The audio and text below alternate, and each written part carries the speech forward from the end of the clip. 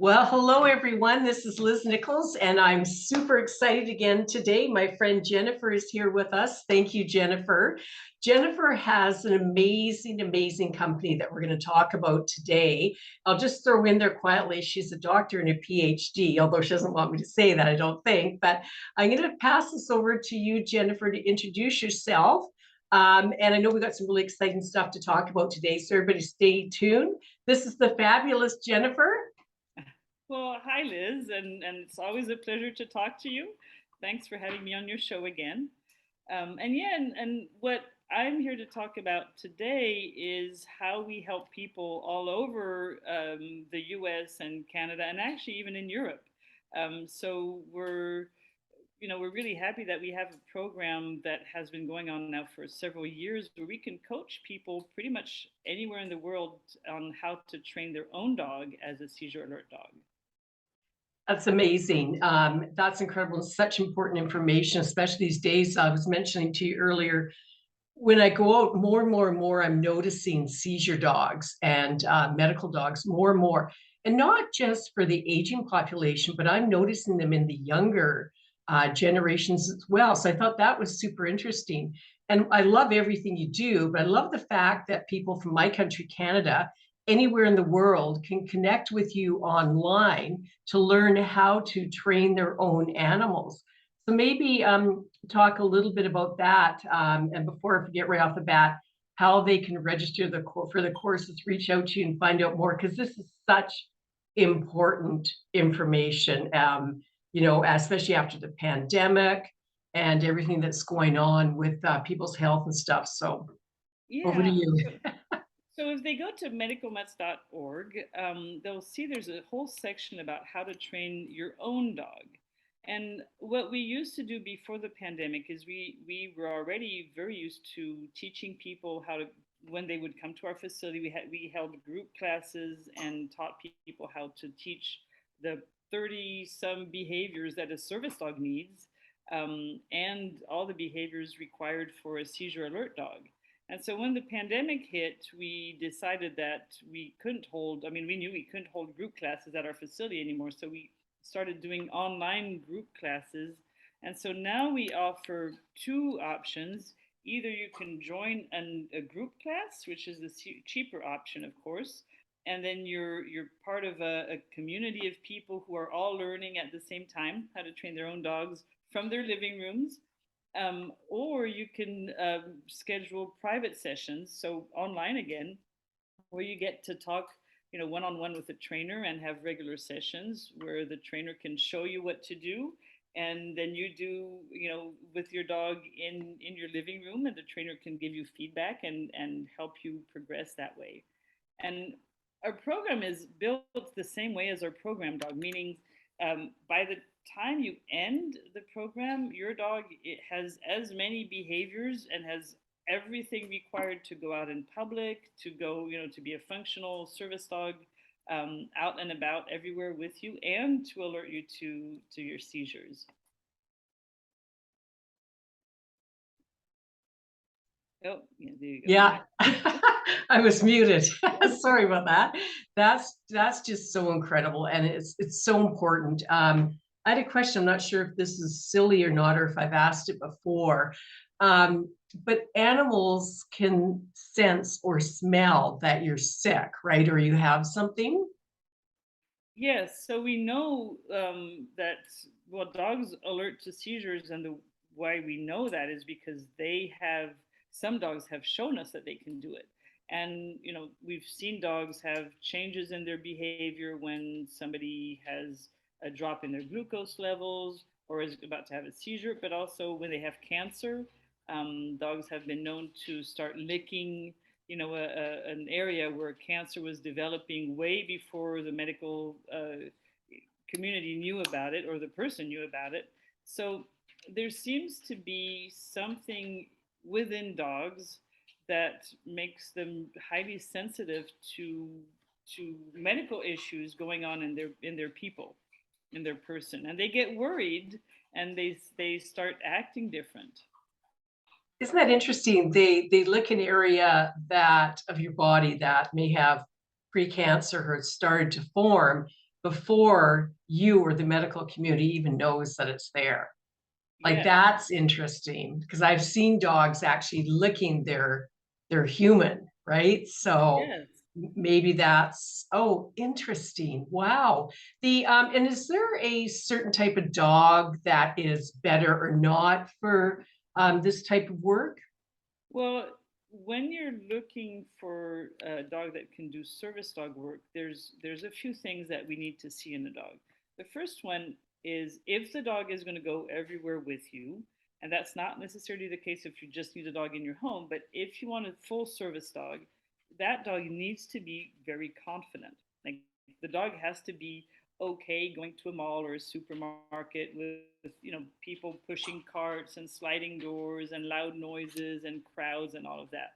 So dogs that are anxious about their surrounding are not going to do very well. So you want a confident dog. You want a very social dog. So a dog that's very at ease with all sorts of people touching them eventually, because people are not supposed to, but they still do. We do teach our clients how to protect their dogs from dog lovers, believe it or not, because that's something that service dog owners have to do, or their dogs get constantly, touched by all these strangers, and that could get stressful or distracting from their job. So it's not a good thing. And then because we train with food, we look for dogs that are very food motivated. You want a dog that's going to drop everything to go tell their person that they're about to have a seizure. And the way we do that is to pair the smell of a potential seizure with really good treats. So the dog, I mean, for us, a seizure event is not a good thing, but for the dog, it's like woohoo, opportunity for a treat. And so they stop everything and go over and go, oh, if I poke you, can I get a treat? And that's kind of the idea behind it for the dogs. Oh, that's funny. I mean, so true, but not sort of what you think about. I noticed, I guess a couple of years ago, one of my customers that came into a store I was working in, she had a really friendly dog. And what she was doing is sometimes she would take off the dog's coat. Mm-hmm. And then not often, but sometimes you take off the coat because everybody's going nuts over the dog. And the dog seemed to know that the second its coat came off, it was okay Mm-hmm. to, socialize with humans. And the second she put the coat back on the dog, boom, went right back into work mode. It was amazing. Yeah, yeah, yeah. That's possible. Really, it has to do with learning, right? When if she's requiring a certain behavior when that vest is on, then the dog knows. Oh, okay, this is what we're doing now, and then the vest goes off, and dog knows that it's free to do whatever.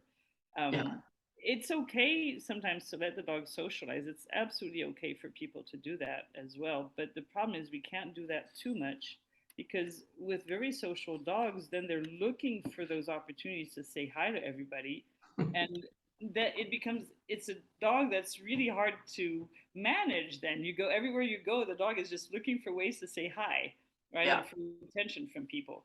And that's not what you want. You want that dog really in tune with their person and highly aware of something changing within that person's body so they can pick up on it and alert, right? Otherwise, they can't do their job. So when people are calling the service dogs and wanting the attention, they're really it makes it really difficult for the Yeah. person. Yeah, and everybody's or most people are such, dog lovers. I mean, you see a dog and it's like seeing a baby, right? You're like, oh, it's a Yeah. dog, and I've noticed lately, well, I've noticed it for years, but especially more lately, is that people are like communicating with the animals, not the humans. Like you can see the humans almost going, hi. Yeah. Everybody's like, oh, look at your dog, and oh my gosh, what's your dog's name? And they know the couple with the dog by the dog's name and not necessarily the humans. That's quite funny, right? Absolutely, absolutely. But sometimes it's good and bad. It's great as an icebreaker, like for somebody who struggles with, relationships or talking to people. Now you have this dog, and the communication goes through the dog a little bit, and you're talking about the dog, and it just makes those um, casual encounters with strangers a lot more pleasant, and it helps people get out of their shell when they have social anxieties. So that Yeah. can be a good thing. Sometimes it's a little overwhelming, um, Yeah. so we have to measure how much we bother people with service dogs, but sometimes it's actually positive. Oh my gosh. Now, your company, and I love everything you do, as you know, but your company has a couple different divisions, and maybe just share a couple of different things you do. And then, of course, as always, I'm going to post your website and how to contact you. But your company has so many different fabulous things. So, Yeah, so what we specialize in is getting dogs from rescues and shelters.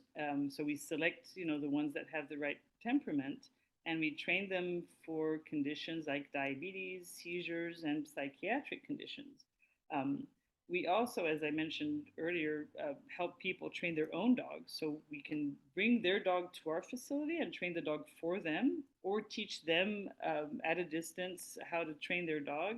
And then we coach other organizations as well. So I travel pretty much all over. I do a lot of work in Europe, but I also, travel to Canada to help other organizations set up a program that's similar to ours, or just add, certain disabilities in their roster of things that they can do. So I teach about how to train dogs for diabetes or seizures or psychiatric conditions. I love this. I just love this. I love the fact that you can help out the Canadian audience as well, because somebody was asking me the other day if you were in Canada. And so that was interesting. And again, there's so much more awareness, it seems, around this. And it's just such important work you're doing, especially with the history of epilepsy. Back when I first got it, I don't think, because it was 40 years ago. Oh yeah, no, you would Yeah, not have had any dogs back then for this. no, and you know what? Interesting. I grew up with dogs, and I love dogs. And I think in hindsight, I would have taken advantage of having a trained service dog for my seizures, because they were pretty violent, and it would have been, probably a good idea to have a seizure dog with me during that time. But I'm glad they're here now, to help others. So that's awesome. Well, you know what? I love, love, love what you do. And once again, I love our interviews, and I'll post all the information about how to get a hold of you. And if you'd like to do more interviews, I'd love to do that too, because I love our time together. I love what you do. And again, I know I keep repeating myself, but this is such important work out there in the world for others. So I thank you so much for everything you do. And I know the audience is very grateful too. So thanks again for your time, and we'll talk to you again soon. All right, thanks, Liz. Bye. Bye.